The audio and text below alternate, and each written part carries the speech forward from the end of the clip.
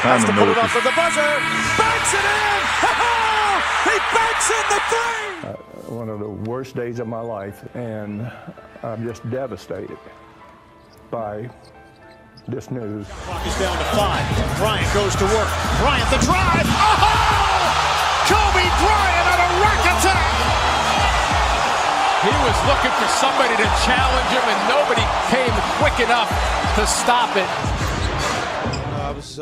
I was at work serving at a restaurant when I found out, man, and it was just really tough to have to go up to tables and act like everything was okay and provide customers. Over to the Lakers, and here's Bryant. Wow! Let's get the slam dunk back into the All-Star game after that one, huh? I tell you, that was impressive. That was impressive.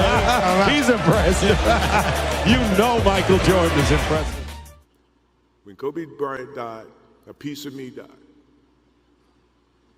And as I look in this arena and across the globe, a piece of you died, or else you wouldn't be here. Those are the memories that we have to live with and we learn from. Score. They need some help. Long run out by Kobe Bryant. He has to. Oh! What did I just see? You just saw what Kobe does best, and that's bring people to their feet, a direction, behind the back. Yeah, that was the end of the game too. So for you guys on TikTok, there was just a little minute of a montage of Kobe's highlights and stuff from his passing and people talking about his passing. Obviously, It was 6 years ago yesterday, which 6 years went by like that. Like, I feel like it was last year, maybe 2 years ago. And Tone, you could remember it like it was just yesterday. Yes. Oh, I remember it. Like, yeah. Like it was literally just yesterday. Yesterday. Yeah. It was just yesterday. And the interesting thing is it was on a Sunday. Like, it was Monday. Yesterday was Monday, the 26th. But the actual day, it was on a Sunday. Yeah. And the reason why I remember that is because I had just come back from working out, and a buddy of mine, like, I'm in this group chat, and we got a clown, one of my buddies, K-Ice. He's the jokester of the group, and he texts Kobe Bryant dies in helicopter crash, and I flipped out on him. I was like, "Yo, that shit ain't funny, man. What's wrong with you? What the hell is wrong with you? That shit ain't funny." And he was like, "Yo, who laughing?" So I immediately make a beeline to the TV because I'm like, "Wait a minute, what are you talking about? Like, this ain't funny. What's wrong with you, man?" And then, sure enough, I turn on the TV, Tone, and this shit is everywhere. And this is absolutely going on. And I went to pieces. I did. I couldn't. I was inconsolable. That day was so chaotic because you're right. It's Sunday, and here's the thing. Some of you, like, what I'm about to tell you got lost, I think, in what I'm about to tell you. Is that because I remember it was Sunday morning, and there was a tweet that the Chicago Bears had been sold to and as you know, I'm a huge Chicago Bears fan. Yeah. A Saudi prince had sold the team to a prince from Saudi Arabia. Yeah. And I'm like, what the hell? No, there's no way the McCaskies did that. Like, I was in that mode. Yeah. And it had slowly come out that, something had been hacked, and that's where these reports, because there was other teams too, but the one that caught my eye, of course, was the Bears. Other teams had gotten hacked, and because this was from the Bears official page on Twitter that said they'd sold it. And I'm like, what the hell? So now I'm in a fantasy football chat, and so there's a bunch of people talking about because it was football, and in January you're right in the midst of the playoffs, so there's a lot of chatter. The fantasy season is done, but we're all still talking. Sure. And they all start talking, like, and we're out. I remember we went to the mall, Mrs. Fluent and I and the kids, to grab some stuff, because at that time the kids would have been like 4 or 5 years old. They were young, but we're just picking up some stuff. And I remember I'm in line, and I'm in our football group chat. I'm not responding because I'm like, oh, it's nonsense. It's the Chicago Bears. It's fake. They were hacked, because they were saying stuff, and then Kobe's name was popping up, and I was like, it was fake. It was proved to be fake. It was someone got hacked. And then someone said, I think my cousin said to Mrs. Fluent, wow, I'm surprised that Tone is handling this so well. Handling what? What are you talking about? And I'm like, what? Because as you can see, I'm not a small Kobe fan. Like, Yeah. and then I'm surprised he's handling so. And I'm like, handling what so well? And they're like, he died in a plane crash. And I'm like, no, he didn't, man. That's part of the Twitter hack. And so literally, it's like ding, ding, ding. Now I'm getting alerts because once it was official. Yeah. And then I look it up, and I remember I'm in line waiting. I got kids clothes in my hand, waiting to pay, and I try not to do it again. And I start crying. Yeah. I'm in the mall crying, and they're like, "What's wrong with you?" And I'm like, "I don't know." And when you say it feels like yesterday, it feels like yesterday because I feel like the day before that, I was bugging my cousin, not my cousin, that's my sister-in-law, because her aunt in LA was at the time was doing Kobe's facials. And I'm like, you got to get me to just tell me when he's going to be there. I'm just going to sit in the next chair. I ain't going to do nothing. This is not. Hey, if he happens to talk to me and we become best friends and start texting, it's just coincidence. That's what's up. And I'm begging her, like, come on, just tell me what. She's like, no. She's like, no. So that's one deal they have. Yeah. And so it was just like, I remember having that conversation, and then it was like the next day. Yeah. Man, so it hurt like multiple heart, like not even double.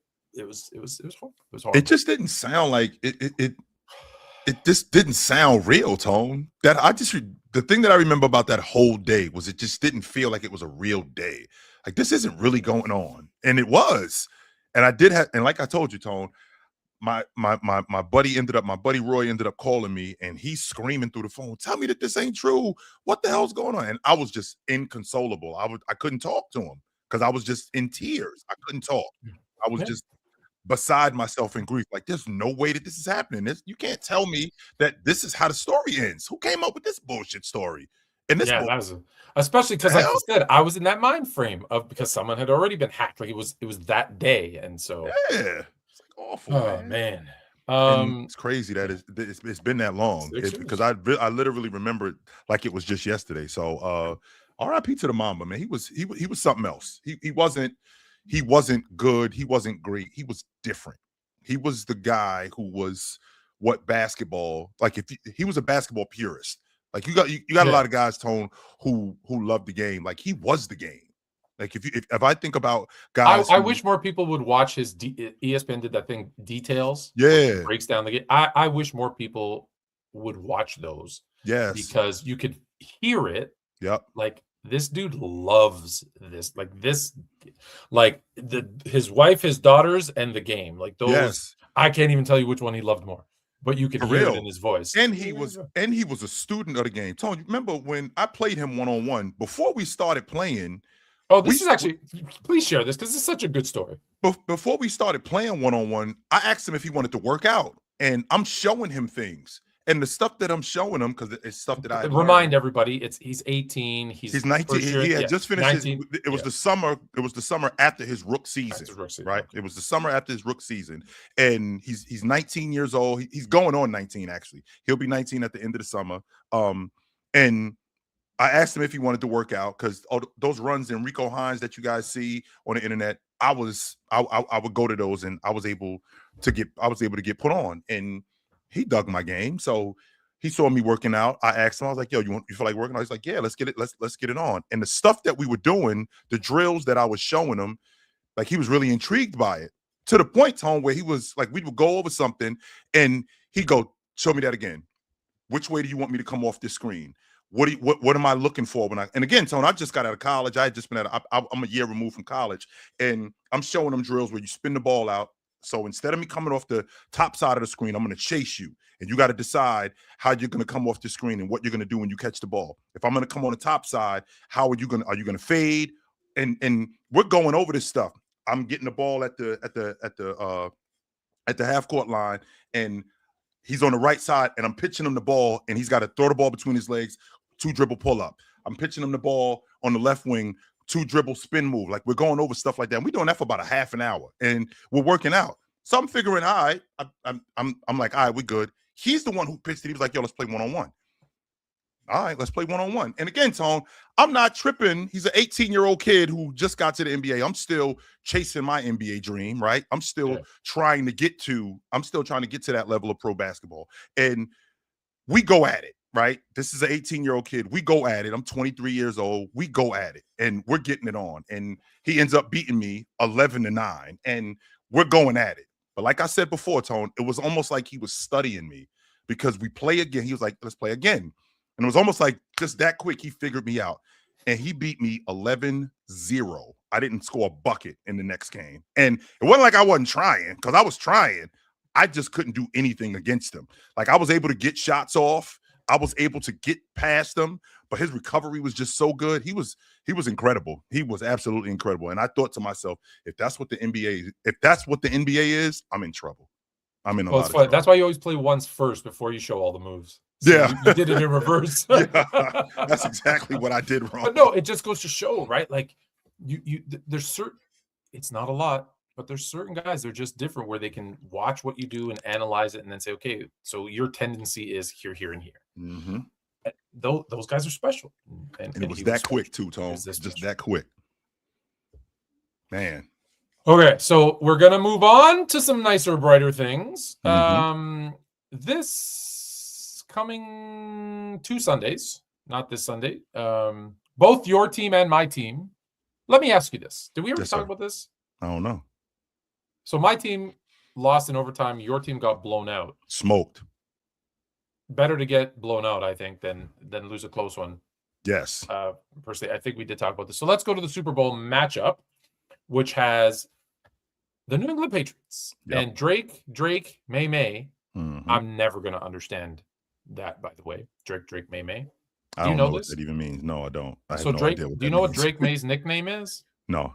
Drake May.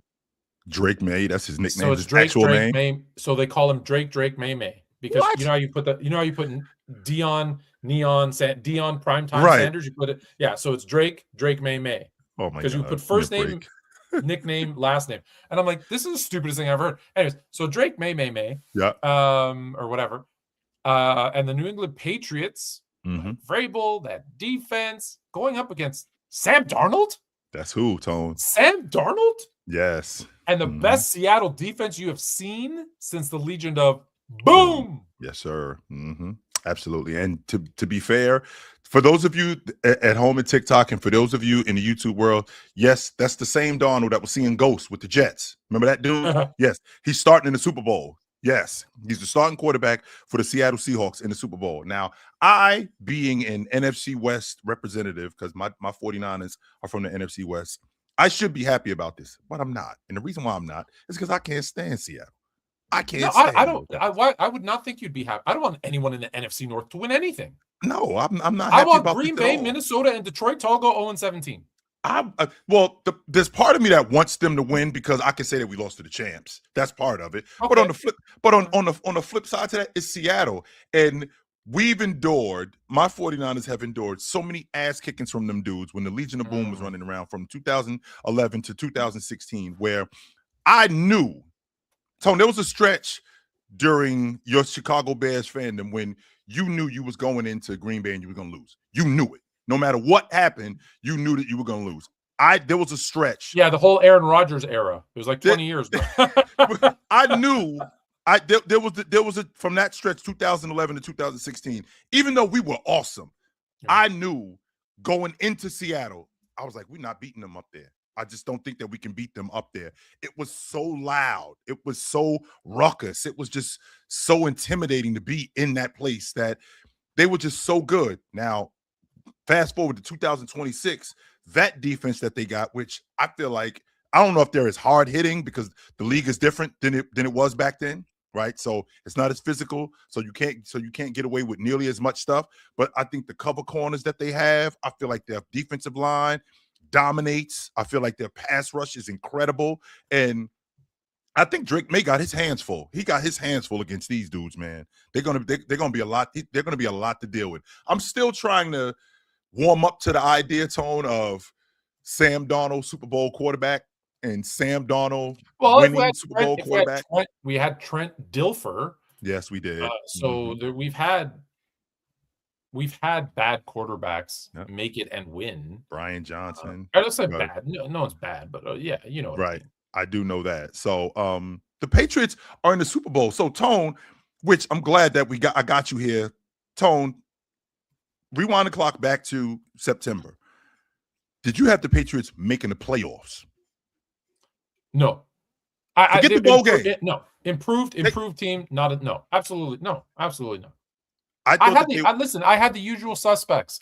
I had Kansas City, Baltimore, Buffalo, like one of those guys. Right? No, I never had the Chargers. No, Chargers going to charge. Okay, no, Justin Rivers ain't going. No, I would never. Yeah, I know you like that. No, never. No, never. No, I would have said, if you would have asked, if I remember correctly, it would have been, I had really liked Buffalo. Maybe it's their year. Baltimore's looking good. Kansas City. Kansas City's always a safe one, right? They go to the NFC or AFC Championship game every single year, so that's an easy one. But yeah, Pittsburgh, Baltimore, like those teams. Yeah, I would have maybe said Cincinnati had a chance. Like probably the top 4 teams in no particular order would have been KC, Baltimore, Cincinnati, Buffalo, and me probably pushing for Buffalo, because I didn't think Denver was going to be this good. I didn't think the Patriots were going to be this good. Definitely didn't think the Patriots were going to be this good. No, I didn't either. I knew Denver would be a good defensive team, but I wasn't impressed with Bo Nix at all. And to see what happened with that Denver team just blew me away, to be honest with you. And they were Bo Nix getting hurt away from having a chance to listen, the bowl game. I said Stedman was going to give him a close game. Guy hasn't started a game in like 3 years, and he probably outplayed really statistically. Let me be safe. He was statistically better. Tone, you can say he did outplay him. Yes, he did. He threw that pick at the end of the game. That's why up until that point, I'm going toe to toe with this guy. Yeah, I'm making the right reads. There are some guys that I'm missing, but I think that's to be expected when you haven't played, in 3 years, right? My run game. 100%. We were also playing in snow, so that doesn't help my pass game. The fact that we're playing in the snow, so that's kind of disrupting a lot of my reads. That doesn't work, and I think that they're doing a great job on Drake May, because let's not forget, Tone, this is the same Sean Payton who, instead of taking the points, he elects to go for it on 4th down. So for those of you at home, let this be a lesson Bear thing to do. Let this be a lesson to you. You can take. It's okay to punt.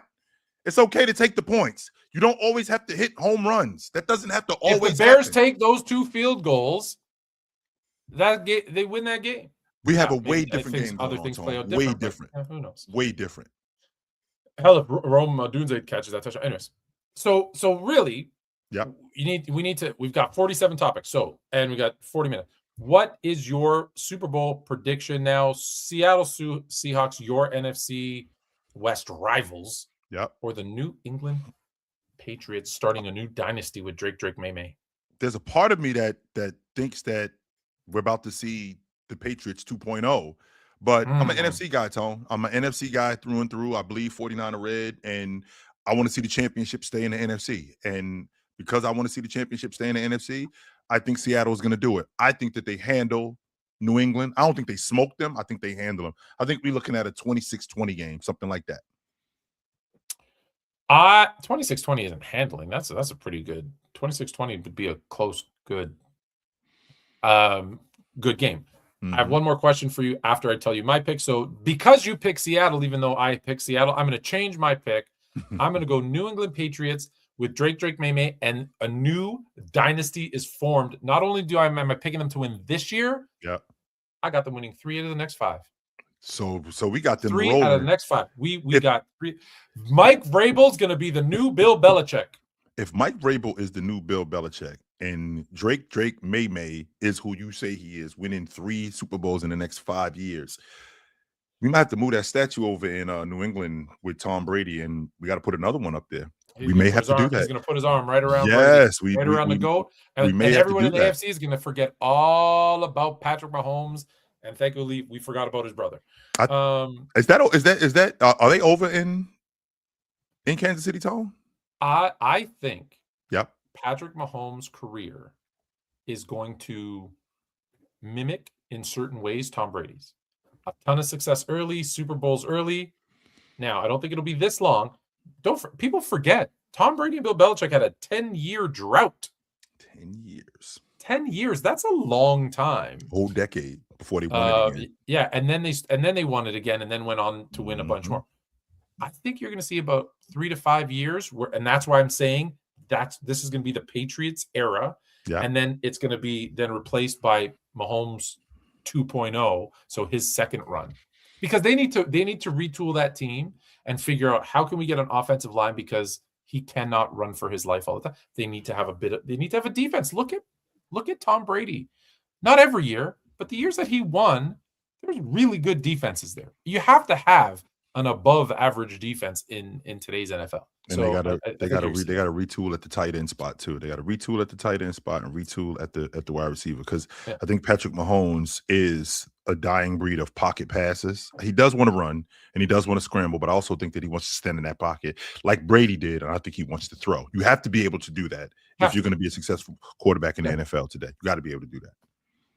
So we're going to stick with the Patriots. So I got the Patriots, you got the Seahawks, and I got something that's extremely... How the hell is Bill Belichick not a first ballot Hall of Famer? When I first saw this, Tone, I thought that I was in the Matrix. I was like, somebody, even though it was from Adam Schefter, right? Even though it was from Adam Schefter, the original, and Adam Schefter to me is Woj. That's who Adam Schefter is to me. Like if I don't hear it from Schefter, then I don't believe it, right? Just like if I didn't hear it from Woj, it wasn't official. So when I saw this, my first thought was it's an indictment on greatness. Tone, I know how you feel about the Hall of Fame. I do. I know how you feel about the Hall of Fame, and I know how you feel about players getting into the Hall of Fame. But if Bill Belichick is not a first ballot Hall of Famer, nobody is. I don't care who you are. And I don't just mean in pro football, Tone. I'm talking about in every sport. If Bill Belichick is not a first ballot Hall of Famer, when you think about running down the guy's resume, this is what I'm thinking about, Tone. I'm thinking about running down the guy's resume, and I'm thinking about that one thing on the resume that separates you from everybody else. Bill Belichick is the all-time winningest coach in NFL history. So we can start and stop the conversation right there. Stop. Tony Dungy is a first ballot Hall of Famer, won one Super Bowl against my Bears, mind you, with Peyton Manning. Bill Cowher is a first ballot Hall of Famer, won one Super Bowl with Ben Roethlisberger. Not as good as Peyton Manning. No. I don't know that I'm going to butcher his name, but there's a guy, Don Garola, I don't know, something, who has a 3-6 record in the playoffs. He was a first ballot Hall of Famer. Unbelievable. If Bill Belichick isn't a first ballot Hall of Famer, nobody is. Nobody. I don't care the sport. Nobody. Because he's the standard, Tone. And if you think Could you about imagine Phil Jackson not making it first ballot Hall of Fame in the NBA? That's the first. Because people say, "Oh, Bill Belichick." Well, he had Tom Brady. Bill Jackson had Kobe, Kobe, Jordan, and Shaq. Yes, he did. And he didn't have some good players. He had the best rebounder of that era on his crew. He had one of the best marksmen of that era on his crew. So what? You need good players to win. That's part of being a great coach. 100%. You need good players to win. And if this is about something personal, because from what I understand, Bill Polian, yes. but he can't be the one. Does it have to be unanimous? I don't know if it has to be unanimous, but I do think that there has to be an overwhelming vote. If Bill Polian is petty because he's mad that he got stomped by them so many times, cool. Everybody else should have voted for him. And what I'm trying to make sense of is what is the justification for it, right? Because let's be clear about one thing, Mr. Polian. Y'all was cheating too. Y'all just didn't get caught. Y'all might not have the idea of Deflategate and taping other guys' practices. Yes, they were just blatantly doing stuff, right? I get that part. But what I'm not going to do is I'm not just going to diminish. I'm not just going to diminish everything that Bill Belichick did. Again, he's winning with Ty Law and not just Ty Law. Why am I drawing a blank on wide receiver's name? He had one wide receiver and one defensive guy as all pros the year that they won the was it Wes Welker? Was it no, Danny no. Amendola? Was it Randy this Moss? That was nope, the year this they was- lost it with Randy Moss. This was in 2000, the year that they beat the Rams in 2002. I don't know why I'm drawing a blank on his name, but anyway, he had two all pros. One on off. He had one Deion all pro on Branch? offense. Nope. No. Tony Brown, that's him. Troy Brown. Troy Brown. Oh, Troy yes, Brown. Troy Brown, that's him. Oh, but didn't he make the Pro Bowl because of his returns? Maybe. Yeah, I believe so. But anyways, keep going. So I got one All-Pro on offense, and I got one All-Pro on defense, and we're in the bowl game, right? And then we move forward to the next year where my defense is really what's stout, right? With Brewski and with Brewski and Rodney Harrison, my defense is what's stout. With that also being said, he still puts together the game plan. I mean, he was the one who came up with the idea of my front four. That was him who started that. He did that against my 49ers in 1990, in January 1991, when he was the defensive coordinator for the Giants. And they ended up beating us, right? So he was the one who came up with that idea of my front four is better than your front four. He also did it. He also did it against the Buffalo Bills. I think my front four better than your front four, right? So, I mean, he revolutionized the game as a coach on defense. He revolutionized the game on offense. And please remember, guys, when it comes to Bill Belichick, you know, you talk about him having Tom Brady. Just so you know, Tom Brady didn't make first-team All-Pro until 2007. But hold on, was Bill Belichick also not the GM who drafted him in the 6th round? By the way, pick 199. Like, so he also put those teams together, and he started something that I love. Trade him a year early versus a year late. Which, by the way, I love that. I know how much you love that, because what Bill Belichick wanted to do, he just didn't have the nuts to do it yet. The year that Bledsoe got hurt, he wanted to start Brady. He thought Brady was the guy that year. Oh yeah, Bledsoe getting hurt made it so much easier for him because he was going to do it anyways. Yes, he thought Brady was the guy right there, but they ended up extending Bledsoe to all that money, and Brady was only in year 2, so he wasn't ready to pull the trigger yet. But he was doing it though. He 100% was doing it, and the fact that Bledsoe got hurt, that just made life a lot less difficult for Belichick, Coach Belichick, because he was like, I want to start him anyway. So once Brady got in the lineup and started playing good, he was like, I don't have to go back to Bledsoe. I'm good. Yeah. And yes, Jaden, we absolutely not only watch basketball, but know basketball, ref basketball, coach basketball, and play basketball. But you're here watching us. Maybe you should go watch some basketball. All right. From one delusional thing, being Bill Belichick not being a first ballot Hall of Famer, to another delusional thing. I don't know if you're going to agree with me on this one. However, we've got 3. Just so you know, we've got 3 delusional things back to back to back. Just so you know. Delusion. I'm a huge fan of delusion. I know you do. Draymond Green, and maybe you'll disagree with this one, believes that Derrick Rose means more to the city of Chicago than Michael Jordan. I actually do believe him. I agree with that, Tone. Yes, I do. I agree with that.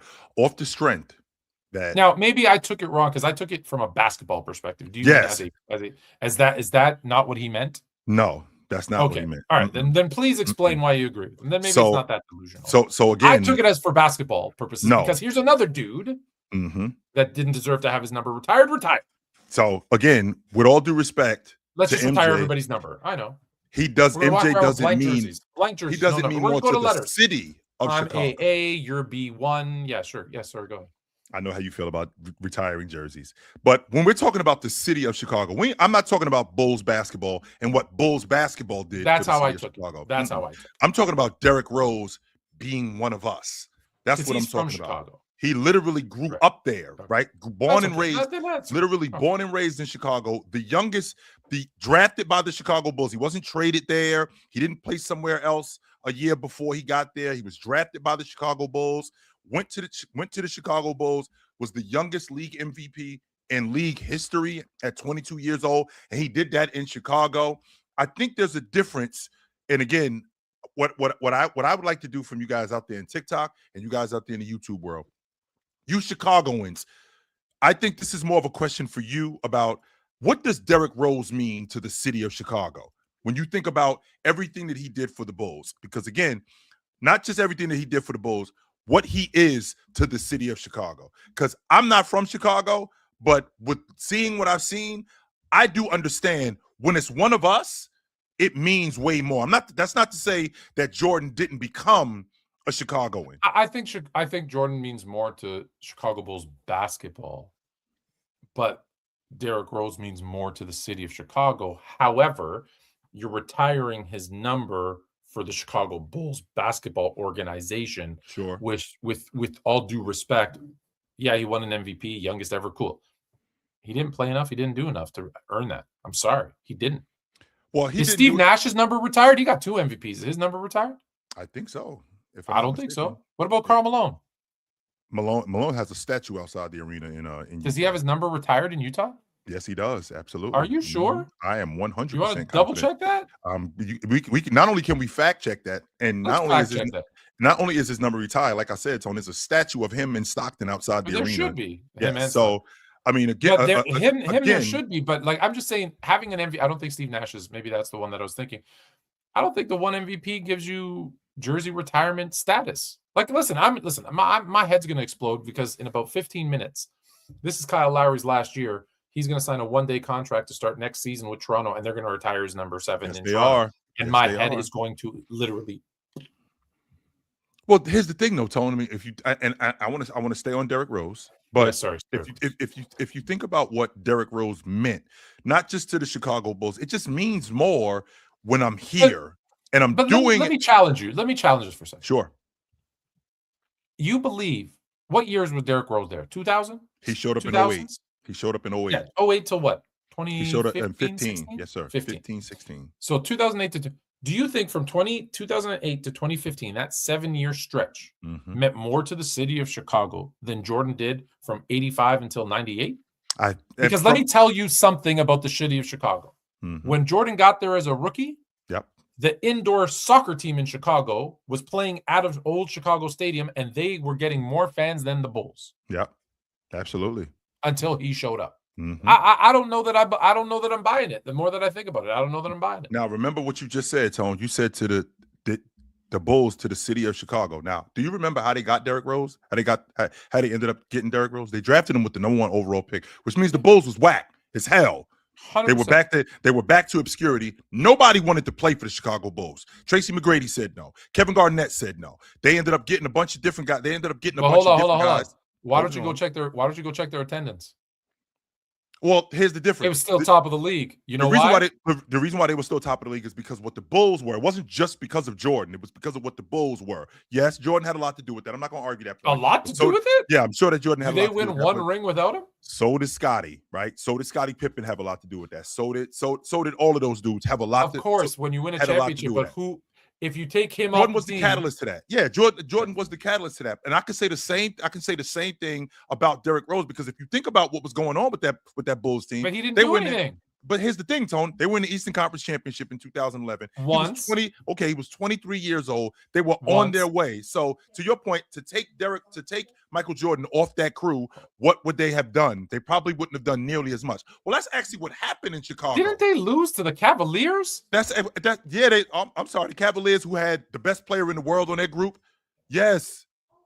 But if he's the MVP, got to retire his number. Okay, and they had a 62-win team, which you would assume was better, because who was the supporting cast? You want to compare? The Bulls had a better supporting cast. So they ended up losing to Miami that year in 2011. But in 2015, they ended up losing to Cleveland with James, right? They ended up losing to Cleveland with James and with Kyrie Irving. Sure, no doubt about that. But rewinding my point. So what did he actually do for Chicago as a Bull to get his number retired? The fact that he's their youngest league MVP, the fact that he was an All-Pro guard, the fact that I think he made the All-Star team like 3 or 4 times, the fact that he's from Chicago. That gets your number retired? Well, then there's no numbers left. There's no numbers left. That's not it, Tone. I think what you're missing, Tone, is all of the stuff that he did in addition to him being from Chicago. I think that's the most important part here. The fact that he's from Chicago, the fact that I understand your logic about being. So Raptors draft me because I'm from Toronto. I win 1 MVP and then do nothing else. I get my number retired. But you did do other things, though, Tone. Not only did you do other things, you were an all-star there, right? You took that team to the East Finals. You took that team deep into the playoffs. It's just a matter of you ended up getting hurt. Like you just said to me, Tone, about Jordan. If you take Jordan out of the lineup, do they win any championships? That actually happened with Derrick Rose. We took him out of the lineup because he got hurt. What happens if Derrick Rose actually plays? If Derrick Rose actually plays, this thing looks way better. And he still got his number retired. I'm not retiring his number because of what could have happened. He was hurt. Awesome. It's not my fault. His body's weak and he couldn't handle the NBA. It's not my fault. No, it's not. But even with me getting hurt, I still played at a high level. Now, I think that knee injury screwed him up mentally. I don't think he ever was. I don't think he was ever the same after that.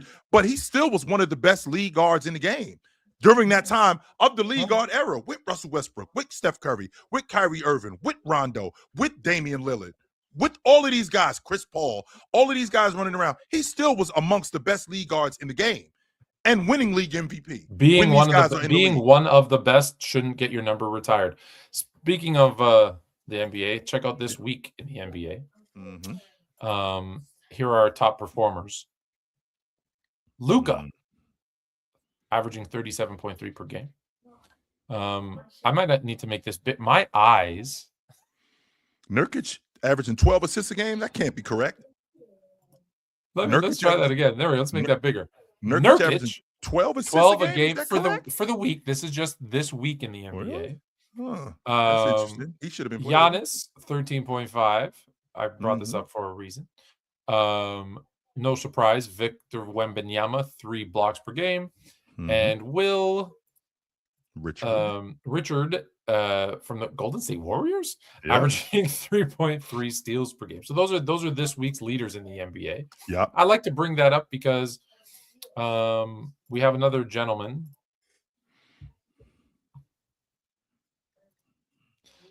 Giannis Antetokounmpo. Giannis Antetokounmpo. Your countryman. My countryman. Mm-hmm. Is injured again. Mm-hmm. Some people say that this is his last. That was his last game he ever played for the Bucks. Mm-hmm. Others say he's not going anywhere. Because I'm a conspiracy theorist, as you know, I believe with everything that I am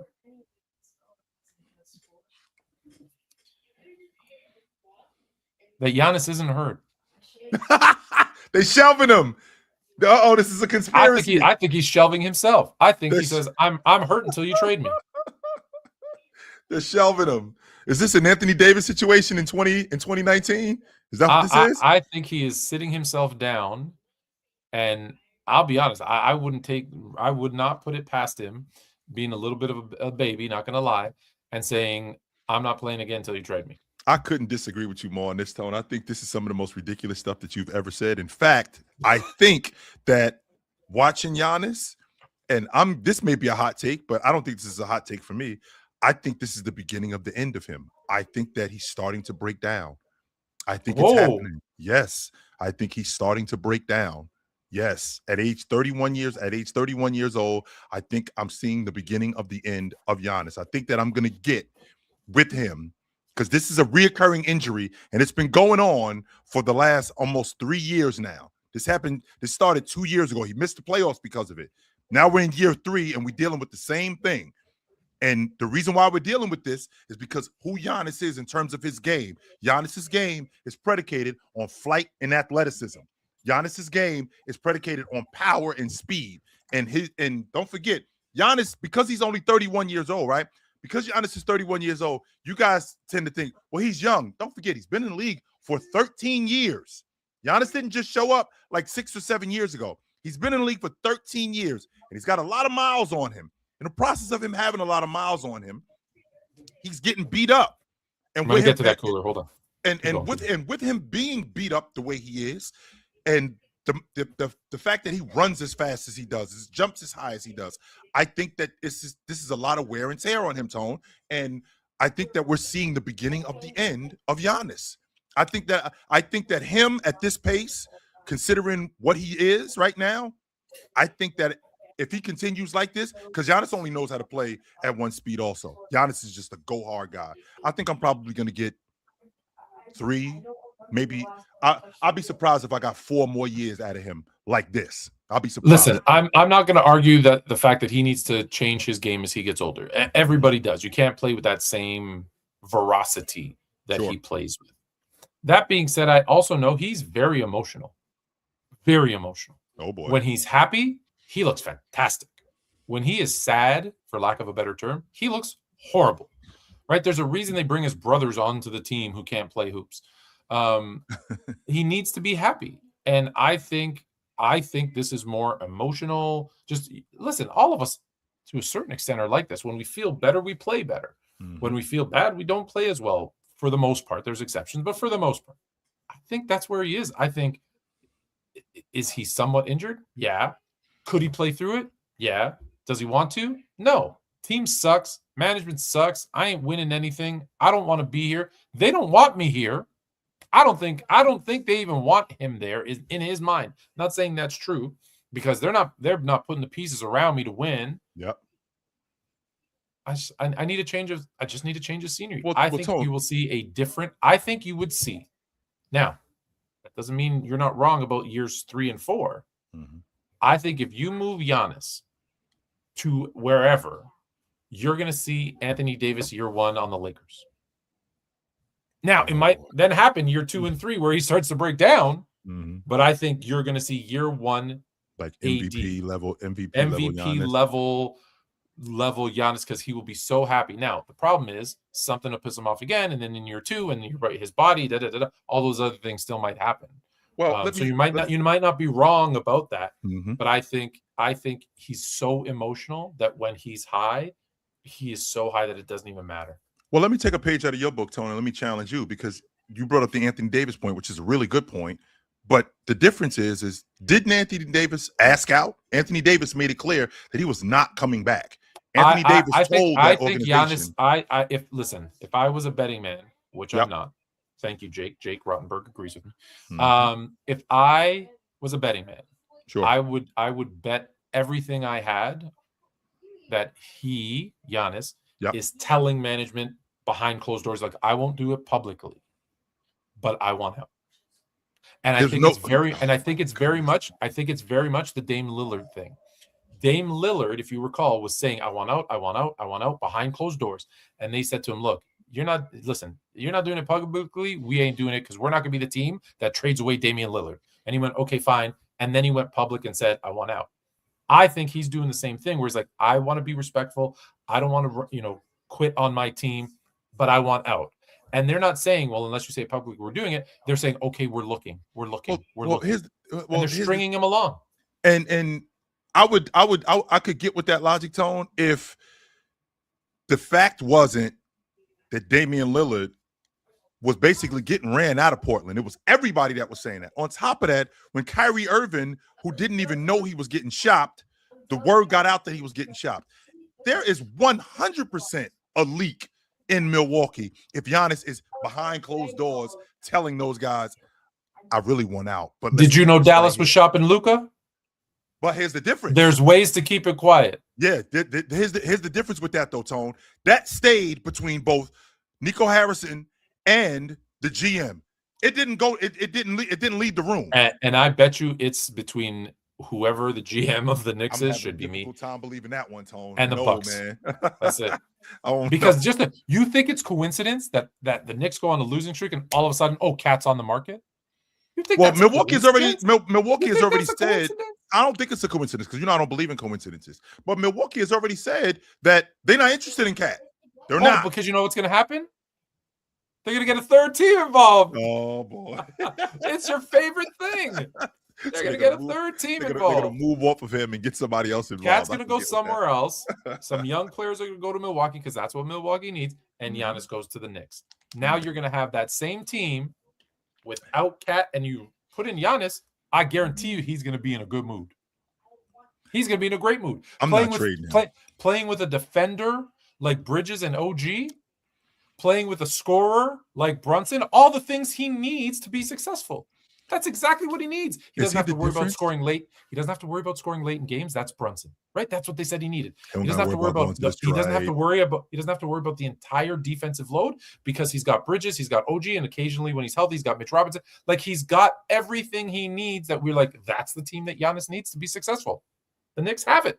Okay, first and foremost, remember who we're talking about here, Tone. We're talking about the Milwaukee Bucks. We don't have any first-round draft picks until like 31. They'll get some. We need our first-round draft picks. With us getting our first-round draft picks, we're not getting them from the Knicks because they gave them all. They gave them all to get Bridges. Yeah, they gave them all to Brooklyn, so that's not going to work. right? So with them giving them all to Brooklyn, who's going to give us those? What's third team? Have you ever seen the movie Draft Day? I have seen the movie Draft Day. Yes. Kevin Costner gives all of his first-round picks for the rest of his life to the Seattle Seahawks, and then comes back around and gets them all back. Yeah, give me my picks back. Don't be surprised if Cat isn't in Brooklyn. All those picks are back, and they go to Milwaukee, and Giannis. Like it's a match made in heaven for all of them. It's a match made in heaven for all of them. Yes, sir. Give me my picks back. Oh man, there you go. Perfect. Yeah. Brooklyn, Milwaukee, and New York. Let's make it happen. Let's make it happen. I'm going to ask you a very difficult question. Yes, sir. You have to choose, or maybe it's not that difficult question. I don't know. You have to choose between Colin Cowherd. Actually, you get to pick 3 of them: Colin Cowherd, Nick Wright, Kendrick Perkins, Stephen A. Smith, Jason Whitlock, Cam Newton, Skip Bayless, Dave Portnoy. Who is it? Jamel Hill, Ryan Clark. I'm missing one because I can't read it because the screen's too small. Let me make it bigger. Oh, there we go. Joy Taylor and Mina Kimes. You have to mute 3 of their mics. Yep. Forever. Yep. So who you getting rid of? I want to start with who I'm keeping. So Jamel stays, Ryan Clark stays, Mina stays. That's because you guys hung out together. Now you all besties. Love her. She's awesome. I love Jamel Hill. She's awesome. Jamel Hill, it's time for you to come back on the show too, by the way. She stays. Ryan Clark stays. I love Mina Kimes. I think she's a guru when it comes to football. I think she's great. Ryan Clark, by the way, friend of the shows. We text quite often, or we used to. We haven't actually in a while. Said he will only do the show for all live together. How about That's that? His one caveat. I'm like, dude. Yeah. He's like, oh, no. Absolutely. Keep going. So that bottom row, Jamel Hill, Ryan Clark. Yeah, that bottom row stays. 100%. They stays. Now, the 3 microphones that I'm muting, I'm gonna start by saying Skip Bayless. I'm good on Skip. Skip is over. I'm straight on Skip. I agree. Skip should be one. Yes. I've heard enough from Skip, and I think that Skip had his time. I think that we've seen the best of Skip Bayless, and we've also seen the worst of him. So I'm good on Skip Bayless. I am not, and I'm going to stand on this. And yes, I'm going to say this with my microphone on. I'm so cool on Jason Whitlock. I'm good on Jason Whitlock. I have no interest in listening to a word he has to say whatsoever. Oh, I thought you said you're good with him. I was going to be like, what? I'm straight on Jason Whitlock. I am not interested in a word that Jason Whitlock has to say. But hold on. Jason Whitlock and Joy Taylor, chocolate and peanut butter. That would be the best show ever. I think call it chocolate and peanut butter. The difference with Joy, say she's got that peanut butter skin. Call the show chocolate and peanut butter. Jason Whitlock and Joy Taylor. Not peanut butter and chocolate, but chocolate and peanut butter. I would pay to watch that show because there's more chocolate than peanut butter. I can definitely get. There's a lot more chocolate. Yes, there's more chocolate than peanut butter. With that being said, I'm good on Jason Whitlock. No, I'm not interested in anything that he has to say. Joy. I think that Joy is. I'm good with Joy off the strength that Joy can be a host, and I think that's where she was in her best space. She was a host.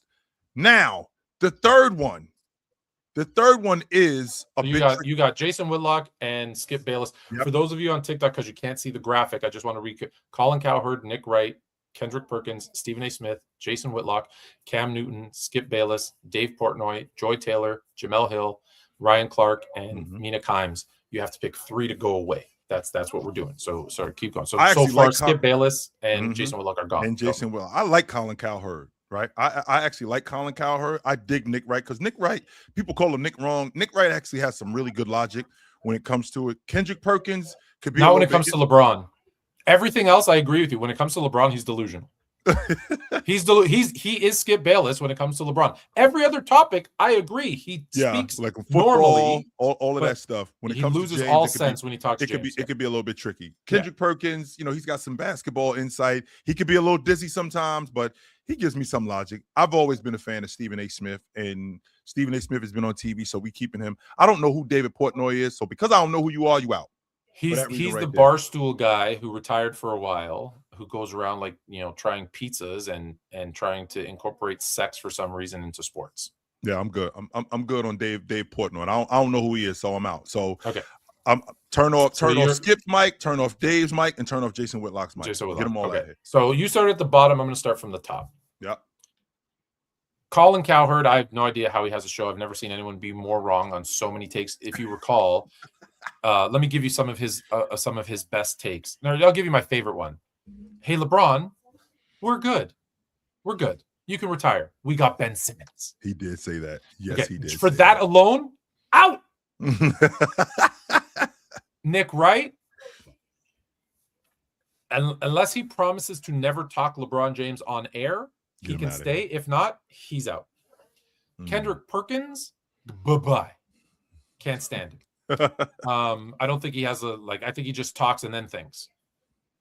Stephen A. Smith had a run, but now just it's yelling, it's screaming, it's like contradiction of his own things.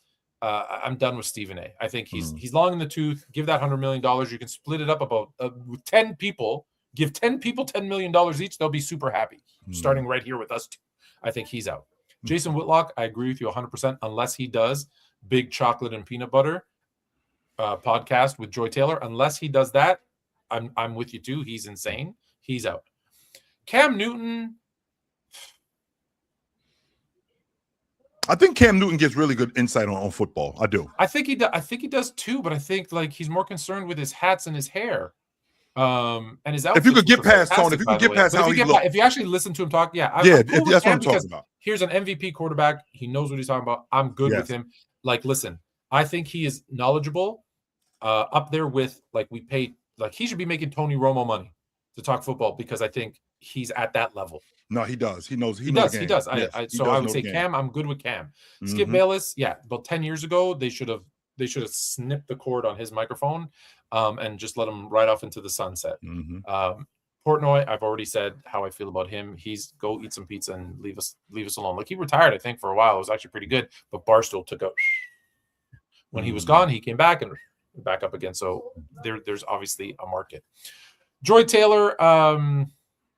Tone, is Joy more of is she more of a tabloid reporter, or is she more of a sports? Is she more of a sports personality? Because those two things aren't the same. I don't want to judge her based on what I'm about to say, but with all the stuff going on behind the scenes that you hear, right between, she only got the job because of her brother Jason, Miami Taylor defensive end, by the way. Yeah. And she slept with this, that, and that. There's just a lot of baggage that comes with her. I don't know that she's had good takes, bad takes, whatever. I don't know, but yeah, I feel like there's a place for her. Is it in sports? I don't know, and we're specifically talking about sports, so I'm indifferent with her. Like I said, I think Big Chocolate and Peanut Butter would be a great show, though. So I'm going to say it one more time. Jamel Hill, you already know how I feel about Jamel Hill. I think she's phenomenal. She's been on the show. We're going to have her back on again. Yep. Ryan Clark, again. I think Ryan Clark gives you a perspective on football, having played for so long, especially a defensive guy. Listen, not everybody likes, people sometimes when they step out of what you hear them talking about, people just, I don't like him talking about race and this and that. Same with Jamel Hill. Just talk sports. No, I think their opinion is valuable, and their perspective valuable. So I'm okay with that bottom row. And I would say of the bunch, I would put Mina first. She's my favorite, Tom. Of the bunch, she's the one that she's my favorite. Yeah. I love Mina 100%. Kimes. Yes, I do. Mina Kimes is the chick that you can actually sit down and have a beer and a burger with and talk sports. But you know who else she is, Tone? Dare her to do it. She'll run from one end of the hotel naked. She'll do it. She will 100% do that. Won't. Yes, she will. You get her if she's down with you, get her on the 11th floor and y'all really like that. Dare her to do it. She'll run from one end of the hallway to the other with no clothes on. She'll do it. Well, let's see if we can get her on the show. Will do it. She'll do it. All right. So those there you have it. We're running tight on time, so let's. All right, I want to talk about this one because this one's good too. So, if this is real, it's from Nick. I don't know. Sorry, this is a LeBron James quote, I believe. And it says, I want fans to understand that playing 82 games in the 80s and 90s is not the same as playing 82 games in the 2020s. The way we play, the level of pace, the speed that we are playing at, it's a different game now. Do you buy that, Tone? I think that's the stupidest thing he's ever said. I just don't. The reason why I don't buy it is because what you're trying to sell me, James, is you're trying to sell me that every last one of you guys is playing at this pace every play. No, you're not. You are not. No, ignore that, because with the exception of 95 to 2005, Sure. where the pace dropped to like 90 Yep. possessions, the current pace is slower than even the early 90s and definitely the 80s. The other thing is with the pace, in the 80s and early 90s, the pace was baseline to baseline. Yeah. Because you were running up and down the court, getting the ball typically to a big, because they weren't shooting threes. Don't forget, in the early 80s, they were shooting 5 threes a game. Yep. In today's faster pace, what is the biggest thing we complain about? I love it because I would love to play this way, but what do we complain about? They run from three-point line to three-point line. It's one pass, 3. Mm-hmm. Rebound the other way, 3. One pass the other way, 3. 3, 3. Yep. So they're going from three-point line to three-point line, three-point line to three-point line. So the pace is not as fast as the 80s and early 90s. Right. It's not as physical. It's not to say it's not physical. It is physical, but it's not Sure. as physical as the 80s and early 90s. They run from three-point line to three-point line. That's a fact because they shoot almost 40 a game. 40. That's almost half of their entire field goal attempts. That's nuts. So they're not. So they're running a shorter distance, and they're not doing it as often. So to say that just lacks so much understanding of the game of basketball, which surprises me because he knows the game of basketball. Sure. And you know what the hell kind of shoes they were wearing in the 70s and 80s? Chuck Taylors. Taylors. Yeah, Chuck. They didn't have good shoes.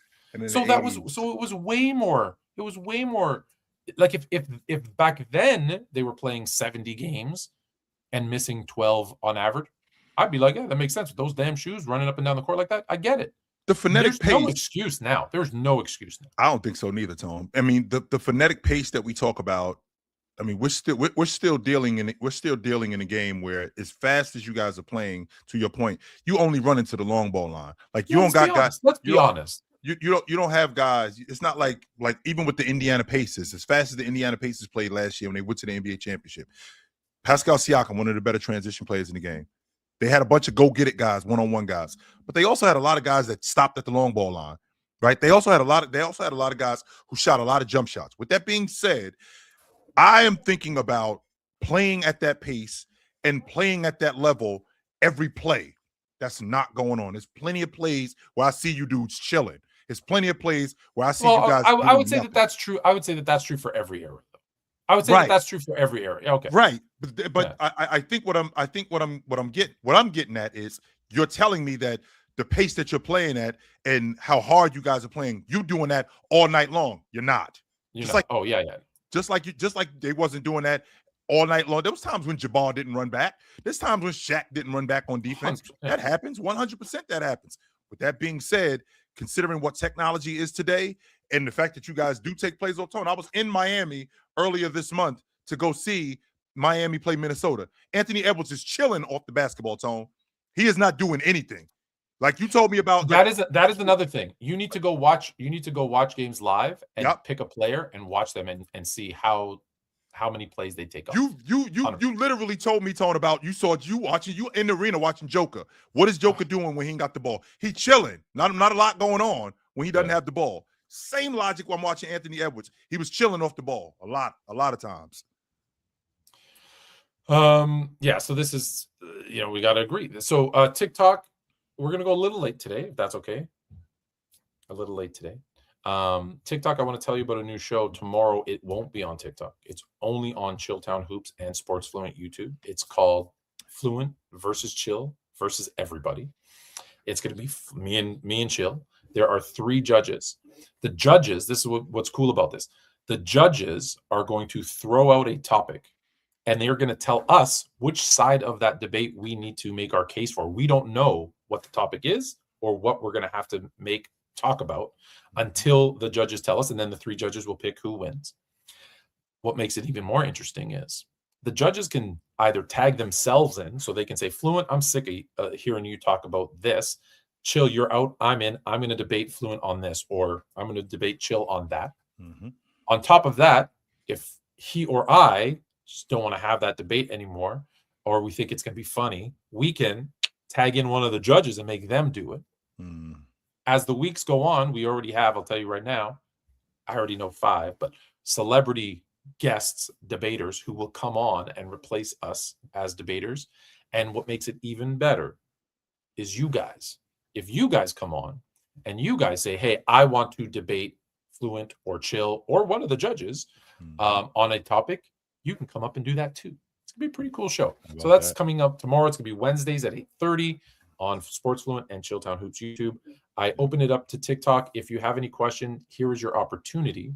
While we discuss this next topic, send your questions in and we'll get to them before we say goodbye to the TikTok land and focus on our YouTubers. One more. I'm going to stay with LeBron because we both disagreed with his take here, and I think we might agree on this one. So a report came out from Shams, who I will say is a sham.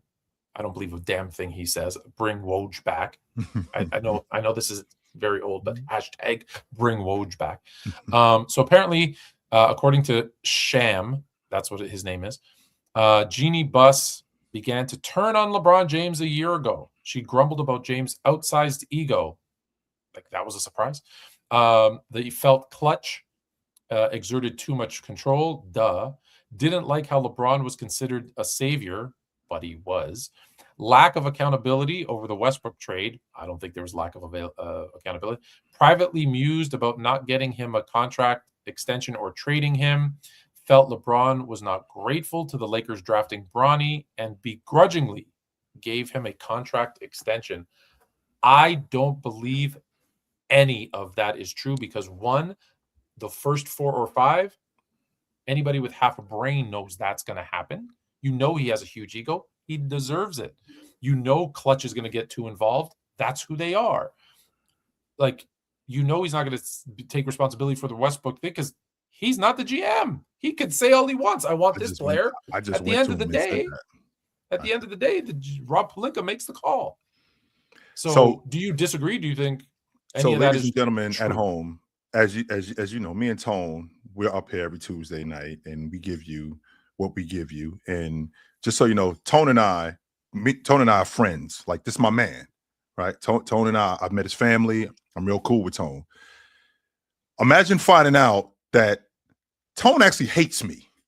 Like, with all of this stuff going on, I met his family. I'm real cool with him. I met his kids, only to find out that Tone can't stand me. He's telling everybody, yo, Chill sucks. I can't stand working with this guy. He doesn't know what boring. he doesn't know what he's talking about. No personality. He doesn't know what he's. I'm like, wait a minute. What the hell? Like, where did all of this come from? How come? And the majority of this stuff, the majority of this stuff, you are in control of. You didn't have to give him another contract. You did not have to give him another contract. You did not have to re-sign him. That's number one. You did not have to draft his son. You didn't have to do that. No. That was not him going. In fact, if you wanted to get rid of the oversized ego and the control that Clutch had, and if all of these things were issues, don't sign Westbrook or get Westbrook, don't draft his son, and don't give him a contract extension. And now you've laid down the law. We're the bosses. And if you don't like it, there's the door. And all of this stuff that you're telling us about lack of accountability over the Westbrook trade, which you, by the way, traded for him. He just suggested it. You didn't have to do that. That's like me saying, Tone, that's like you saying, you know, let's see here. Tony Jr., yo, you the reason why we're behind $500 this month because I bought you this, even though I didn't have to buy you this. I could have said no. You made me buy you this. Okay, he didn't make you do anything, Tone. Yeah, ridiculous. He didn't make you do anything. You could have said no. You could have very well said no. So all of this stuff that I'm seeing here is your doing. Every last bit of it. This is incredible, man. Give me a break. Oh, just say that you're out of the James business, Tone. How about that? Just say at the end of this contract, listen, we are out of the James business. You got Luka. You got your future superstar. Trade him. You tell me there's not a team out there that would trade for LeBron. He's got a no trade clause in his contract. Oh, fair enough. Yeah, that's a huge mistake too. I don't think he probably earned it if anybody did. Yes, he is. Do you have any TikTok questions? I don't. have Okay, any so TikTok questions. Mm-mm. we can go through one more topic, and then Mhm. because once I give the link on YouTube, we say goodbye to TikTok. So TikTok, we're gonna give you a couple Mhm. more minutes because I like you guys, and you're giving me lots of hearts and love, and I Yeah. appreciate that. Just so you guys know on Oh, TikTok, did I I don't just know do where you that? guys. Did I just do that on here? Yes, you did. Yes, you That's did. Just do fire. that. Mhm. Yeah, Just so you guys, yeah. just so you guys know on TikTok. Enough with the Shannon Sharp stuff. Okay, I do not look like Shannon Sharp. I'm better looking than Shannon Sharp. So chill out with the Shannon Sharp stuff. All right, You talk better than Shannon Sharp. right. So let's chill out with the Shannon Sharp stuff. I'm good. I probably about as jacked as Shannon Sharp. You're getting Shannon Sharp, Aaron Glenn, I don't know what the hell and that James is. Posey a lot lately. Is I what don't know. I'm just saying. All right. The Toronto Raptors, are they frauds? Yes. Yes. Mhm. They're 10 games above 500. Mhm. They haven't had any significant injuries. Mhm. They're 29-19. I think number 3 in the East, and number 3 or number 4 in the East. Number 3, yeah, just behind Either- Detroit and Boston. And the Let Knicks. me pat myself on the back. Number 3. Let me Yep. pat myself on the back because who's the Mhm. one who told you Boston was going to be good? Thank you very You much. did say that. Yes, you did say that. Mhm. Thank you. Yes, you did. I went down the list and I was like, okay, I was wrong. I was right about Detroit. I was right about Boston. I was wrong about. Sorry, let me start over because I don't know what I said. I was right about Detroit. I was right about Boston. I was wrong about Toronto, and then I was right about everybody else, and then I was wrong about Milwaukee. Mhm. If you replaced Milwaukee and Toronto, I would have had a perfect East. In the West, I want to say I did even better about who I was right and wrong with. But let's stick here for a second. Mhm. So you think they're frauds? I want to agree with you, but tell me why first. Well, if we're talking about winning the NBA And championship, we're talking about the Raptors for you TikTok guys. We're talking about the Raptors. So if we're talking about winning the NBA championship, yes, they are frauds. So they have an issue at the lead guard spot with Quigley, who isn't the. I think he's been. Why everyone hates Quigley. I don't hate him, Tone. No. I don't hate him. And I actually had a conversation earlier today. Tone, am I crazy if I think that Quigley, Maxey is what? Quickly. What am I saying? Quickly, right? It sounds like you're saying Quigley. Quickly. I'm sorry. So am I ridiculous if I think Tyrese Maxey is who Quigley should have been? Because that's why that's who he reminds me of in terms of the athleticism, him getting downhill, him being able to shoot the basketball. And when I watch Maxey, I'm like, that's how good you should have been. It's almost like watching Russell for the Seattle Seahawks and then going, Mike Vick, that's who you were supposed to be. That's what was supposed to be the story with you. Do you think Quigley is as talented as Tyrese Maxey? Because I always saw Quigley as, when they made the trade, I was like, that guy's going to be a phenomenal sixth man. I do think he's going to come off the bench and be instant buckets. I never saw him as the starting lead guard. I do think that he is as talented. I think that the athleticism, I don't think that it's that far off. But I think you got a point guard issue because he isn't the distributor that I'd like for him to be. He doesn't take care of the basketball as well as I'd like for him to do consistently. On top of that, you have a gaping hole at the center spot. I mean, you don't get anything at your 5 position. And I think that once you get in the playoffs, I think that's going to be the biggest problem that you're going to have, because I got Scotty Barnes playing at the 5. And this small ball lineup that they go to, where they go Scotty Barnes, RJ Barrett, Shed, Scotty Barnes, RJ Barrett, Mamu Killisvili, Shed, and I'm thinking about one BI probably, right? Yeah, Brandon Ingram. That's what I'm thinking about. The problem with that lineup, Tone, is that I got big guys who do what your small guys do. So the small ball lineup doesn't work. So I got big guys. I got 6'10" guys that do what your 6'5" guy does. I got 6'11" guys. I got 6'9" guys that do what your small ball guys do. So with that being said, I think that they still are a lead guard away and a 5-man away from really challenging in the Eastern Conference to be a legit championship contender. So as far as them winning it, I do think that they're frauds, but I do think that they're a legit playoff team. Yes. So the reason I had them pegged as a 500 team, and I made a bet with one of your co-hosts there, and so I'm probably gonna have to buy some pizza unless they go on a 10-game losing streak, which is completely possible. Is because I was betting on what I've seen, because people show you who you are, and you always use Maya Angelou's quote, right? When people show you who they are, believe them. Believe them. And I knew Scotty Barnes was going to miss 30 games and BI was going to miss 40 games, and that's when they would lose their games. Mm-hmm. Miraculously, they have been very healthy this year, even Yes, with a hole at the, as far as a distributor, a facilitator, I don't know, big man, a hole at the 5. Mm-hmm. They've been really good, and they've, like, that game against OKC, I'm starting to believe that maybe this team just is actually good. Mm-hmm. Because I keep thinking here's where they're gonna go on that losing. Well, they went to the West Coast. I'm like, and they lose the first game, and I'm like, I think the Lakers. Yeah, I think they lose to they get blown out by the Lakers, and then they're playing Golden State. Granted, Jimmy Butler got hurt, but I'm like, okay, now the run's gonna start. But then they beat the Warriors. I thought they'd beat the Kings, but they beat the Kings.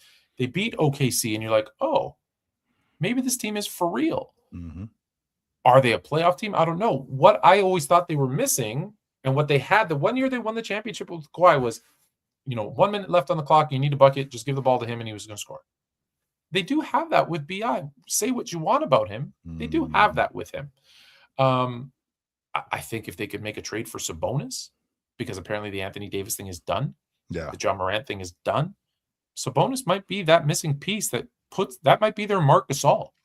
I think they hand them over too, Tone. I do. I think so too. I think Sacramento would. I think they'd hand him right over. What you want for him? I think that they're having a fire sale in Sacramento. I would not be surprised, Tone, if that happened. Not at all. So I actually think Toronto. I think they're going to be hosting a playoff series. They're going to be hosting a playoff series. You think they're frauds, but just as quickly as they could host a playoff series, BI could get hurt and they can go on a 10-game losing streak. So just like that. And I would love to see it, because then your boy will have to wear a Now I'm More Fluent t-shirt on the show. I'm dropping off of TikTok. Are you sticking on TikTok? I am dropping off of TikTok. Ladies and gentlemen, you know where to find us at. This is where we are every Tuesday night. Me and my man, Tony Tone. You know where to find us. Put on a suit, drink water, don't drink and drive. Amen. Call your mother. When last time you talked to your mother? Call your mother. We will see you guys soon. But until then, take it light. But take it. Absolutely, man. It was good to see you guys tonight. Peace. Dope. No Tomorrow, 8:30. Come check us out. Mm-hmm. I don't even know how to turn this damn thing off. Speaking of putting on a suit, and for those of you waiting, we have one 30-second segment left, and then we're going to bring you up on stage to speak your piece. Mm-hmm. But I do want to show you something that I found very interesting. I'm obsessed with AI. Yep. And I asked AI to create something for me, and they did a pretty good job, I think, in my humble opinion. And I want your opinion on it. I'm not going to pull it up on. I'm not going to pull it up on screen here. I'm just going to show you my phone for a second, because I was not prepared to do this, because I forgot. Just to be honest, I completely forgot about it. But I think it's funny, and I want to show it to you. So this is what. Here we go. On a suit, drink water, and call your mother. When was the last time you called your mother? What the heck? Oh my God. On a suit, drink water, and call your mother. When was the last time you called your mother? Oh, how much water are you drinking, my guy? I'm saying, damn, Tom. I completely forgot. So I had to do the same thing. So I did it means nothing. It means nothing. Now you're more fluent. Yep. So I did my taglines, and then I did your taglines, and I said, do it as a cartoon, and did it. And of the bunch, that was by far the funniest one. So I was like, I gotta show that to you, because it was so good. All right, we're gonna go delusional. This will take 30 seconds. I like delusional things. So we're going to finish off with delusional, and then we got 2 people waiting. I'll send the link again in the chat in case anybody else wants to. There was a question that I wanted to answer as well. So there's the link in the chat one more time. Here is this week's most delusional. These NBA and WNBA players as well. To clear this up, I don't care who it is. I'm with me. Against anybody, yes. I don't care. Me. Anybody. Steph? Yes. Yes. Yes. Yes. With Wemby gonna be hard, but yes. Same thing I said with Ant, 11-10. I don't care. It's me. I don't care. Any hooper knows. Any hooper that's a hooper, I'm picking me over anybody. So just to be clear, of delusion that she already said she's beaten Ant. She's already beaten Anthony Edwards 11-10. She's also beating LeBron, Wemby, Asia, Caitlin Clark, a Steph. She's beating them all one-on-one. Mm-hmm. You have to have a level of delusion in order to be awesome. You have to. That's just part of being awesome. You have to be delusional. That's what makes these people awesome. And she's got it. And I think that's dope about her. No doubt. You love that about her. All right. Well, if you love that about her, okay. You have to have that. So we are going from delusion to maybe not delusional because, listen, Jay, just so you know, Jay is the first time I think he's coming on camera. He's got his Patriots jersey on. He's ready to go. He's ready to go. Phil, this guy's going to be the Super Bowl winner. You see this guy? Starting Drake, May. Right here. Let me ask you a question since you're I know you're a Patriots guy, so I'm going to ask you this question. Drake May wins the MVP and Super Bowl MVP. What does that mean for him as a quarterback and you as a Patriots fan? For me as a Pats fan, it just confirms that the Patriots really are an upper echelon organization because no one had us doing this year. No one. It's like Fluent. It's like Chill said literally a while back. No one had us winning this. Now, for May specifically as a quarterback, I think it'll be great for his career. I think he basically just solidified that he's the franchise guy. He's a superstar. He's the guy for the New England Patriots. Now, I need to see a couple more seasons of this for me to like substantively say that he is a top 5 quarterback. I can't go and say he's the best QB in the NFL right now, unfortunately. So I need another 2 to 3 years of this. Unlike now. Cowboy fans, like if the Cowboys wanted, like yeah. Dak is the best quarterback in the league. What if he goes to the Super Bowl and loses, and he's just the next Joe Flacco? Sheesh. Well, I mean, then I guess he's Joe Flacco. Then I guess we need to get him a generational defense then, right? Because, I mean, if Joe can win it with a generational defense, then May can as well, right? I don't think that'll be the case. I think I don't think so. Like, he's displaying a lot more ability, especially as a passer. I want to ask you guys, though, what's the conversation with May if he does win MVP and Super Bowl MVP? What's the conversation? Nothing. I mean, it's not any different than what was going on with Jalen Hurts. No different than what's going on. No, I think that don't you think that bumped Jalen Hurts into top 10 current quarterback status? There's people who said that Jalen Hurts was whack. Like he's not even a top 10 quarterback. Yeah, but we're talking about actual people. Here's the checker for Chill. Did you think that Daniels in his rookie season was a top 10 QB given everything he did for that organization? Top 10. Top 10 quarterback? Yeah. Who? Jaden Daniels. Jaden Daniels. No, I didn't think he was a top 10 I don't know why I thought you were saying that. I thought you were talking about your guy Danny Dimes. Jaden Daniels, he took that Washington team to the NFC Championship. I did not think he was a top 10 quarterback. No, I did not think he was that good. Can you give me 10 quarterbacks better than him, Chill? At that point, let's be clear. Let's be clear. He might have had a top 10 season. Those two things are not the same thing. Yeah, that doesn't make you a top 10 quarterback. Yeah, those you got to do it multiple times. Yeah, those things are not the same thing. No. Did you think that he was a top 10 QB just for that year? No, I don't. Even if you think about how good he played and you think about how good that Washington defense was, and I mean, I can't sit here and definitively say that he was a top 10 quarterback. No, I'm not doing that. Have we seen that before? A QB show up in year one and be top 10? Yeah, Dan Marino. Yeah. Andrew Luck? A bunch of quarterbacks showed up first. I don't think Andrew Luck was that good in year one. No, I don't. think so. No, I know a bunch of guys that weren't. Troy Aikman, Manning. They were not. So 11 touchdowns. So 14 touchdowns. In Navy Blue, Chill, winning this Super Bowl. Why? Come on, we have the narrative, Chill. Like, it's just a repeat of what happened last time. No one had the. I'm just an NFC guy. That has a lot to do with it. I'm an NFC guy, so I can't bet against the NFC because that's why I want the trophy to be. I want the trophy to be in the NFC, even though it would be a great story. I don't know how you do. I don't know how you root. Like, I can never see myself rooting for Detroit, Minnesota, or Green Bay in a Super Bowl. The reason why, Tony, is because it just looks better on my resume when I lose to the champion. That's why. If we lost to the champs, then I mean, really, I'd rather them lose and say it should have been us because we would have beat them. Nah, I wish I could say that. I wish I could say that was true, but you know, I'm thinking about what's going on in New England. 90% of people, it's probably like one or two guys who, that guy that does the NCAA tournament bracket and picks the whole thing right. That one guy, it's that one guy that had the Patriots going to the bowl game. The other 99 didn't have the Patriots making the playoffs this year. Forget going to the bowl game. They ain't have them making the playoffs. So the idea that, you see my boys and you see what we doing this year, 90% of people was like, nah, we ain't making the playoffs, but we're going to improve.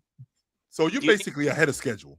You're 100% ahead of schedule right now. So I knew this guy right here was going to be that guy. I didn't know that Drake May was that good. That draft. Let's make that clear. I absolutely believed in my heart this guy right here was the best QB of that draft. Before we let you go, I want to ask you a question. Maybe you can explain it to us because we don't get it. What's up with the Drake May? To be honest with you guys, I don't even know either. And I'm a Pats guy. I have no idea. That nickname came out of literally nowhere. I had no idea. I think it is true though, right? I'm not misinforming anybody. That is his nickname is Drake May, and his name is Drake May, and they call him Drake May. Listen, his own teammates don't even know what's up with that. Tayshaun Boutte doesn't even know. He asked in mid-game, was like, does anyone know what that's about? No one could explain it to him. If the players themselves don't know, I ain't got nobody knows. Okay. No. All right. Well, we got 6 minutes. All right. Back right here after New England goes and wins another Super Bowl, and we officially have the most Super Bowls in NFL history. Fluent. Sorry that your Bears couldn't make it. Sorry that your 49ers got stomped. Chill. You can always try next year, right? Yes, sir. We always got next year. So, all right, brother. Most Super Bowls, not most NFL championships. See ya. Go Pats. Later. Quickly, like very quickly, Joe and Leaf, I promise this is going to be quick. What is Fluent's benchmark for retirement? This is retiring numbers, 10 years with a franchise or a championship? Nothing. That's my benchmark. Don't retire numbers. That's my zero. Don't retire. You want to have a ring of fame and put their number up there and say, hey, they did this, they did that. Go nuts. Do however many you want. Whose number should be retired? Nobody's. That's my answer, and it will forever be my answer. All right, Joe had a Boston Celtics hat that he was trying to show us. I don't know if he's gonna put his camera on or not, but either way, Joe, what up? What up? Yo, I didn't actually know you could see me while I was waiting. I was actually trying to figure out a way to turn my camera on. Yeah, we can see you while you're. That's how I know whether we can see. You don't know this, Joe, because I don't know if you were watching the show when we first started, but year one. Episode 3, someone came up. We had an issue. I didn't pre-screen them. Yeah, and they showed a lot more than they needed to, and we almost got banned forever. Yeah. So now, yes, we make sure that I can see when someone does turn on the camera. I can see, and I have it. Oh, even though I know you, I have the button on the remove. So just in case, bang. Yeah. Like if you were to say just like boom, you're done. Just like that. That quick. Yeah. That quick, I'd get rid of you just because I'm ready now. Because I never want to see that again. No. Yeah. I don't blame you for that. That was bad. Do you remember that, Joe? Yes, I do remember that. What's up, Joe? Go ahead. What's up, Joe? I feel like we're just talking every Tuesday. I love having this late night chat with you guys on Tuesdays. Chill. I haven't tried to talk to you on your lives, but man, they are hard to get in, so I'm just gonna stick to Tuesdays now because I'm coming back after college. I'm seeing 32 people requesting, going, I'm all right. I'll talk to you on Tuesday because I know I'll end up talking to you. The reason why I brought out me Boston Celtics cap out tonight was because look at this. This thing is getting grey. I don't want to see my Boston Celtics with a grey logo. The last time we won the chip was 2 years ago. I'm forever grateful. So you need a new one, is what you're saying. Like so you need the update one. You need the update I need a new, fresh, clean green one. Chill. I don't want this grey one anymore. Talk about a spoiled fan base. It's been a whole 2 years. Oh my goodness, boy! Can you imagine? Let me dream, boys. Let me dream. Listen. This is the team that you all writ off, and now that we're in the second seed, I want to win this chip, and I turn around and put the middle finger up and say, you know what, you counted out to not even make it to the playoffs, and now we've made it to the playoffs and won it all. Joe, for the record, Joe, just so you know, I picked Boston to be a top 4 team this year, that's why I love you more than Chill, because Chill hates us. He does. It's he hates Jason Tatum for some reason. I don't know why. I think because he's that handsome. Joe knows that that's not true. He knows that that's so not true. He knows that. I don't even know why you're entertaining this, because you know that that's not true. Spoiled. But anyways, back to the actual topic. I was going to talk about the MVP and not be spoiled for the rest of the chat. We talk about the MVP. Most people talk about the MVP as the best player. People need to realize that the MVP is the most valuable player. Doesn't matter. You couldn't be great, but in terms of valuability, I think Jaylen Brown is the runner-up in terms of how valuable he's been for this team. I'm not saying he's the best, and that would be spoiled with me saying he's the best and he should be MVP and that we should win a chip. You know, I'm not that crazy. I'm a bit crazy, but not that crazy.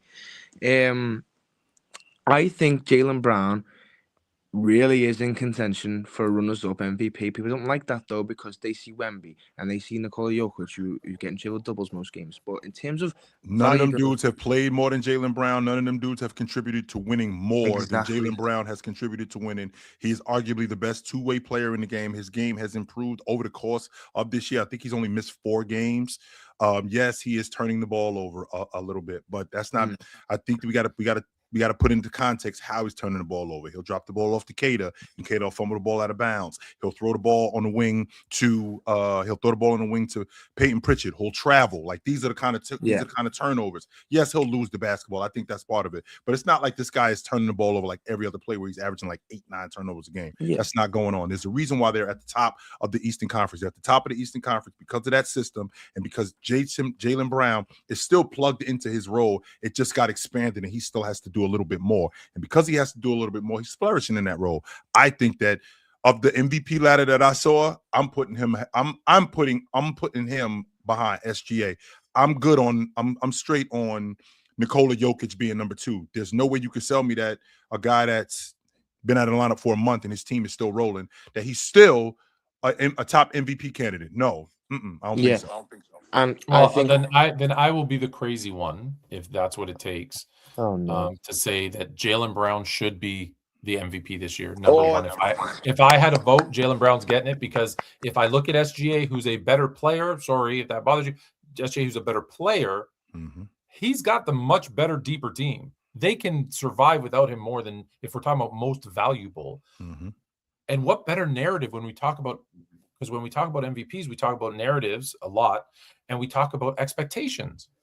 Other than me, who had the Celtics doing anything other than Celtic fans? I didn't. No one.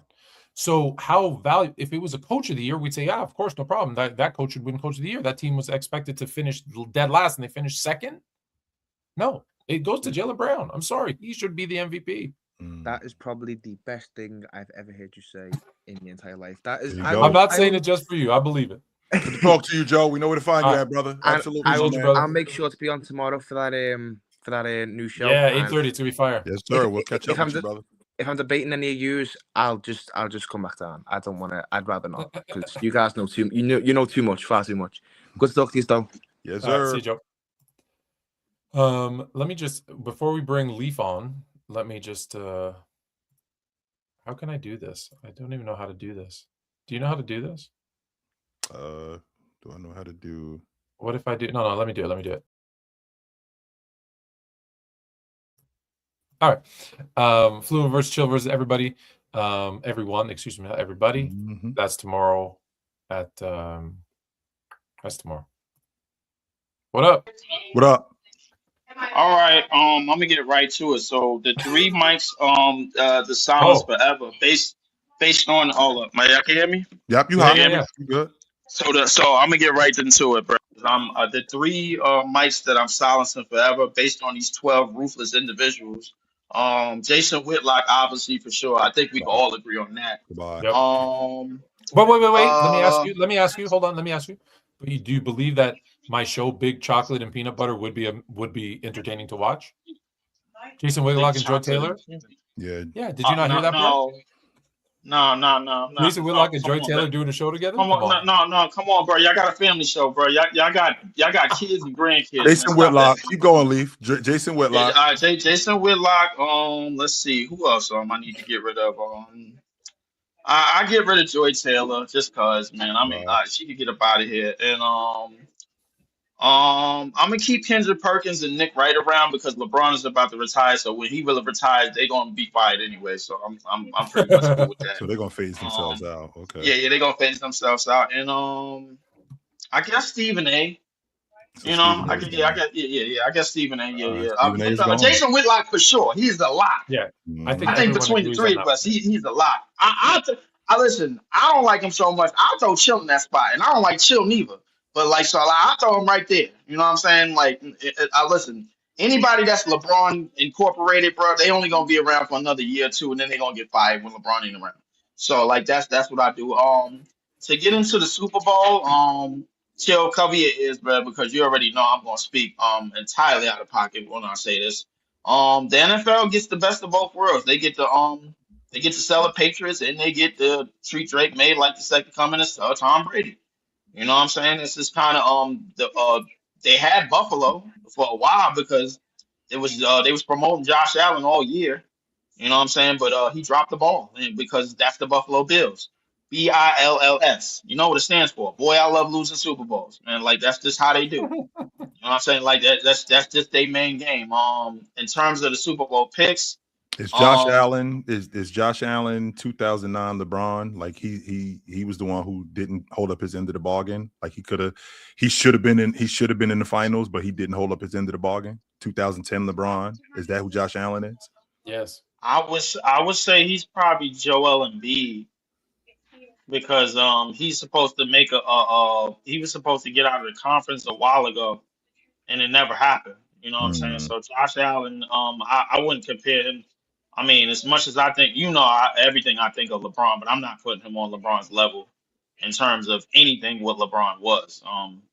No, but I think what he's saying though is like we all expected LeBron to be there, and remember it's supposed to be Kobe versus LeBron. In 09? LeBron didn't get it done. Yeah. Yes. Do you remember what that Orlando team looked like? You want me to read the roster? As good as that Orlando roster was. Yeah, we don't need the roster. This is the 66-win team. We were supposed to get the Lakers and the Cavs in the finals. That's what we were supposed to win. That's what we were supposed to get. You're a 66-win team with home court advantage, the best player in the world, and the other team is missing their starting. The other team is missing their starting all-star point guard. Yeah, you should beat them. I don't care who else is on the roster. We were supposed to get them in the finals. I don't care who's on the roster. Yes, that's a fact. I mean, if you say so, but I need 2 hours to go down that rabbit hole with you, and I don't spend Mondays with Fridays. We don't have that much.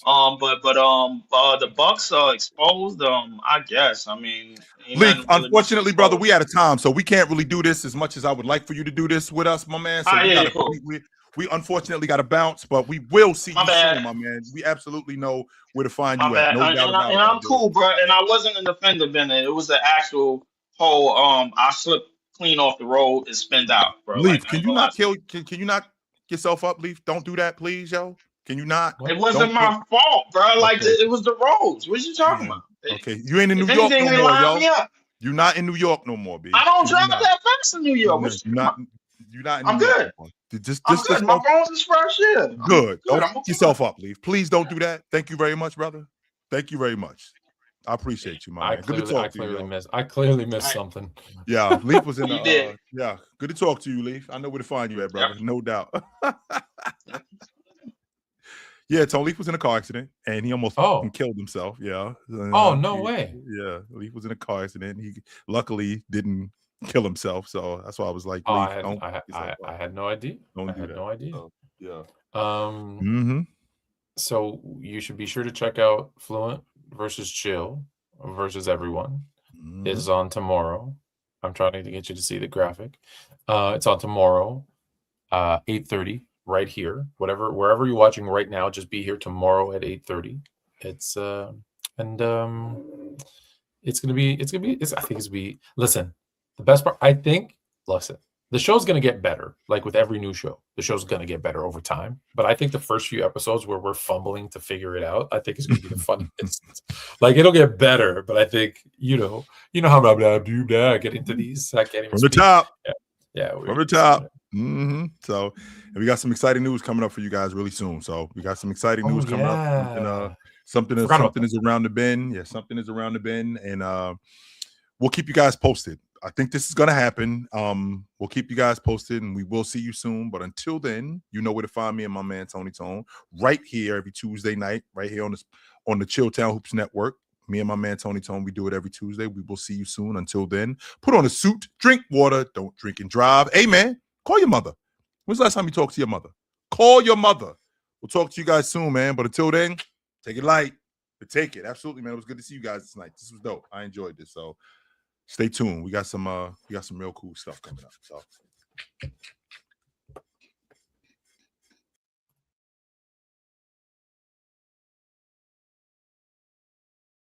give me just one day. Fluent and chill. Where the takes stay real. Chilltown Hoops